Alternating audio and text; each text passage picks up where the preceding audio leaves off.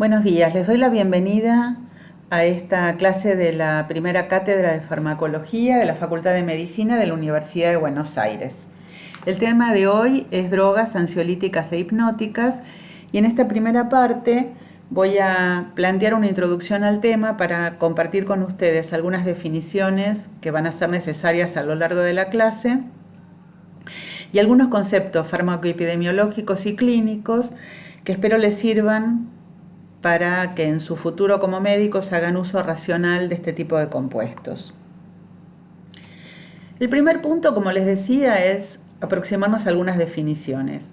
Decimos que los compuestos de los que vamos a hablar hoy son ansiolíticos, sedantes e hipnóticos. Entonces definamos con un poco más de precisión de qué hablamos con cada una de estas tres acciones farmacológicas, porque como van a ver en un momento, hay compuestos que cumplen con algunas de ellas y no con todas.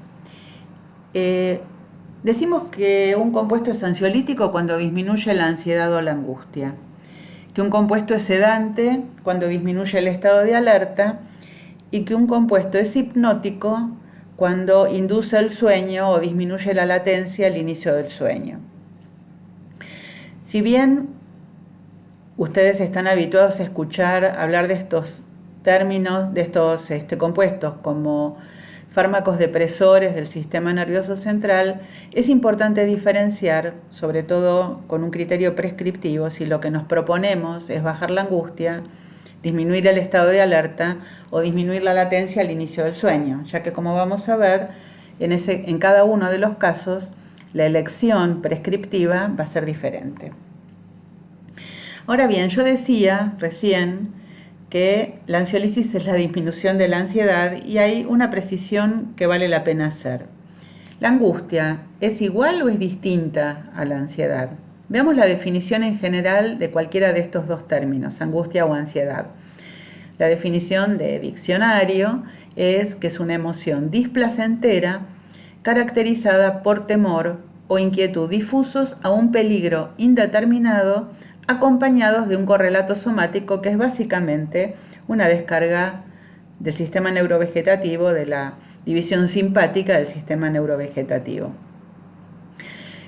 Pongo el acento en lo indeterminado del peligro, ya que cuando el peligro es objetivo, más bien estamos hablando de fobia más que de angustia o ansiedad difusas. Y ahora bien, la angustia y la ansiedad usualmente se distinguen una de la otra porque en la angustia predominan los síntomas físicos relacionados con la descarga simpática y en la ansiedad predominan los síntomas psíquicos con un bajo componente somático. Son las principales definiciones entre una y otra, pero usualmente todos hemos experimentado estas emociones y conocemos bien su presentación subjetiva y clínica. Yo quiero aproximar una idea que espero les sirva a ustedes para pensar a futuro en el uso racional de los ansiolíticos y los hipnóticos. Nosotros solemos teñir nuestras experiencias vitales de distintos colores emocionales. Yo propongo entonces usar la metáfora de la vida anímica como una paleta de pintor y las experiencias que vamos teniendo suscitan en nosotros distintas emociones. Por ejemplo, alegría, miedo, tristeza, vergüenza, angustia, ansiedad, euforia, ira, rabia, ternura y la lista sigue, es muy larga. Todas estas emociones, todas ellas son normales. Ninguna de ellas es patológica y por lo tanto en sí mismo ninguna de ellas debería ser objeto de un tratamiento farmacológico. ¿Cuándo sí se justificaría que una emoción o una de estas emociones sea considerada patológica? Es decir, cuando todas las emociones están a nuestra disposición para pintar nuestras experiencias vitales, estamos cerca de un nivel de salud mental medio, razonable. Sin embargo, cuando una de ellas, cualquiera de estas que están aquí enlistadas o cualquier otra que no está en esta lista, tiñe nuestra vida anímica de manera predominante, entonces sí podemos pensar que esa emoción alcanza algún nivel de patología. Y entonces, si solamente sentimos angustia, probablemente tengamos que hacer algo desde el punto de vista médico o psicológico con el paciente o con la persona que le está pasando esto. Pero también es si solamente sentimos alegría o solamente sentimos euforia o solamente sentimos rabia frente a las distintas experiencias que vamos teniendo. Entonces, yo digo, la angustia o la ansiedad en sí mismas no son síntomas, sino que son experiencias subjetivas, son emociones que nos acompañan en la vida. Solamente son motivo de tratamiento cuando nos acompañan de una manera unívoca, es decir, cuando solamente es eso lo que estamos sintiendo frente a distintas situaciones. Entonces, el primer mensaje es que la angustia es una emoción humana normal. Y el segundo mensaje es que se justifica el tratamiento cuando tiñe toda la vida anímica o se acompaña de mucha disfuncionalidad. Entonces, como yo decía, la angustia es un punto de encuentro entre numerosos síndromes y es muy importante que como médicos sepamos que no siempre la angustia es la angustia por sí misma, puede ser un síntoma dentro de distintas condiciones clínicas. Los que forman parte del gran capítulo de los trastornos de ansiedad son el ataque de pánico y el trastorno de pánico, que difieren en algunos síntomas uno de otro. El ataque de pánico es aislado y generalmente no se acompaña ni de ansiedad anticipatoria ni de conductas desadaptativas, mientras que el trastorno de pánico es la presentación reiterada de ataques de pánico acompañados de estas otras condiciones, por ejemplo, conductas desadaptativas o ansiedad anticipatoria, temor a volver a padecer un ataque de pánico. El trastorno de obsesivo-compulsivo, la ansiedad generalizada, el estrés agudo, las fobias y el trastorno de estrés postraumático son otros de los diagnósticos que forman parte del gran capítulo de trastornos de ansiedad. Pero la angustia también se presenta cuando las personas tienen trastornos del ánimo. Por ejemplo, la depresión muchísimas veces, diría la mayoría, se acompaña de angustia como síntoma acompañante, se acompaña de angustia como parte del cuadro, y el trastorno bipolar también. La psicosis, como la esquizofrenia y otras formas de psicosis, también se acompañan de angustia. Y por último, tenemos la respuesta psíquica a la enfermedad orgánica, la angustia secundaria a patología orgánica, por ejemplo, el hipertiroidismo, el feocromocitoma, muchas veces se acompañan de angustia. La angustia secundaria a trastornos del carácter, hay algunas alteraciones del carácter o algunas formas de personalidad que tienen la angustia como un síntoma de gran importancia. Y después hay otras dos condiciones que son la ansiedad situacional, es decir, la angustia frente a un evento particular de la vida que no reviste en sí mismo ningún tipo de carácter patológico, y la angustia adaptativa, que es en el proceso de la adaptación a un determinado fenómeno y que nuevamente tampoco reviste en sí mismo carácter patológico, aunque puede fundamentar el uso transitorio de ansiolíticos. ¿Qué tan frecuentes son los trastornos de ansiedad? Es decir, ¿qué tan importante es conocer el grupo de fármacos de los que vamos a hablar hoy en términos poblacionales? Bueno, este estudio del 2007 estudia la frecuencia de trastornos de ansiedad en la población en 14 países de distintos continentes.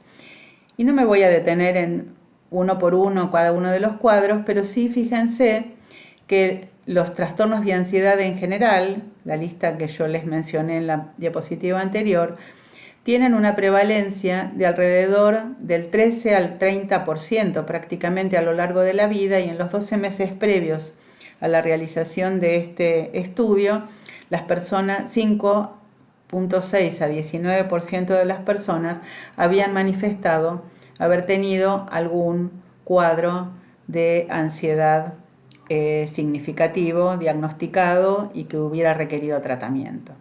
Es decir, que estamos frente a una serie de cuadros clínicos que pueden fundamentar la necesidad de un tratamiento farmacológico, que se presentan con una frecuencia razonablemente alta como para que nos interese conocer la farmacología, las indicaciones y también los efectos adversos de estos fármacos.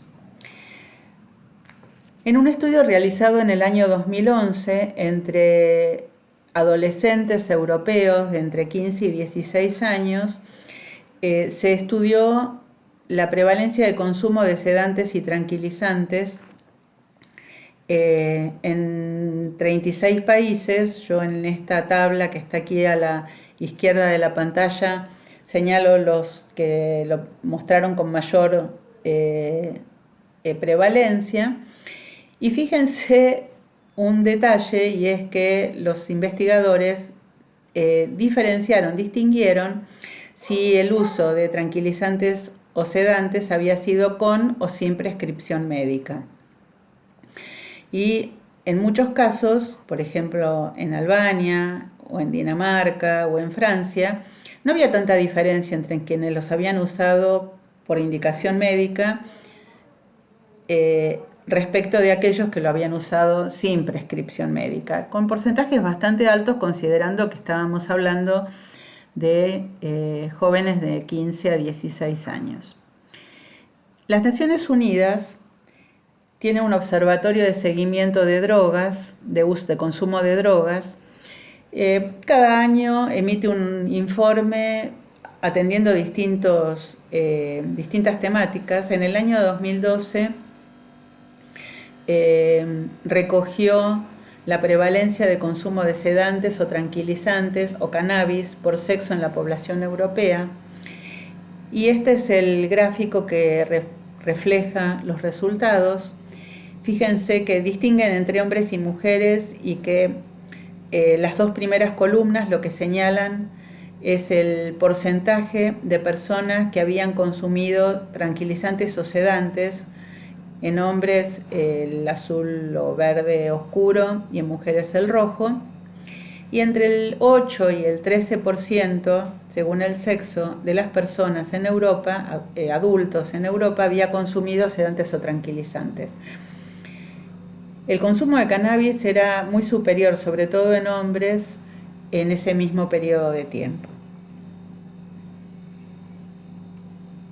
Y en la Argentina, la Cedronar publicó en el año 2013 resultados de lo que fue una investigación realizada en el contexto del censo poblacional realizado en el año 2010.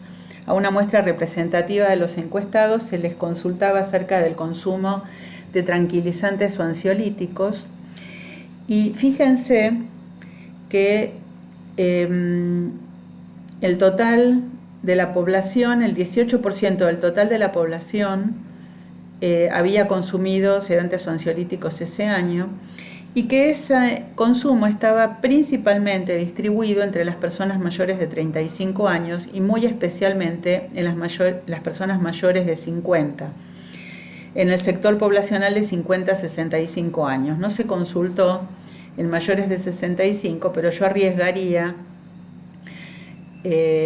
la hipótesis de que seguramente en mayores de 65 años este 31% que se ve en este gráfico probablemente haya sido superado.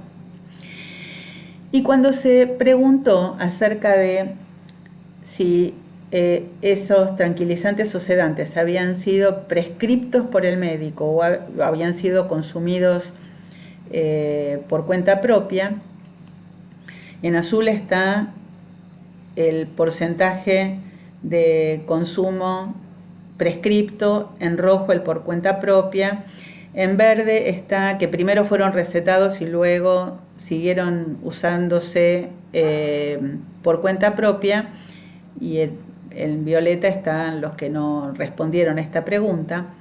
En el segmento etario del que hablábamos recién, de 35 a 65 años, fíjense cómo claramente la mayor proporción de uso es por prescripción médica. Es decir, que nosotros, ustedes como futuros médicos, tienen que prestar atención a la racionalidad en el consumo de este tipo de sustancias que desde un punto de vista farmacoepidemiológico es muy frecuente en nuestro país y también en el mundo. Para terminar esta primera parte de la clase, entonces vamos a volver a las 3 definiciones con las que la iniciamos: ansiolisis, sedación e hipnosis, y recuerden que estamos hablando de distintas acciones farmacológicas. El efecto ansiolítico específico lo ejerce un fármaco que carece de acción sedativa e hipnótica, que es la buspirona, que va a formar parte de la tercera parte de la clase. Hay fármacos que son sedantes sin tener significativa acción ansiolítica o hipnótica, como los antihistamínicos. Hay fármacos que son hipnóticos y que carecen de acciones ansiolíticas o sedantes propiamente dichas, que son el zolpidem, la zopiclona y el saleplón, a los cuales, por razones que inmediatamente se van a dar cuenta, se los agrupa como drogas Z. Y las benzodiazepinas son fármacos que ejercen las 3 acciones, tanto ansiolítica como sedante e hipnótica.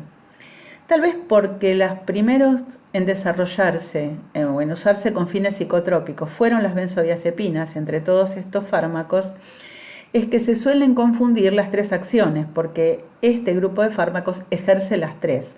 Sin embargo, tenemos compuestos que ejercen una sin ejercer las otras.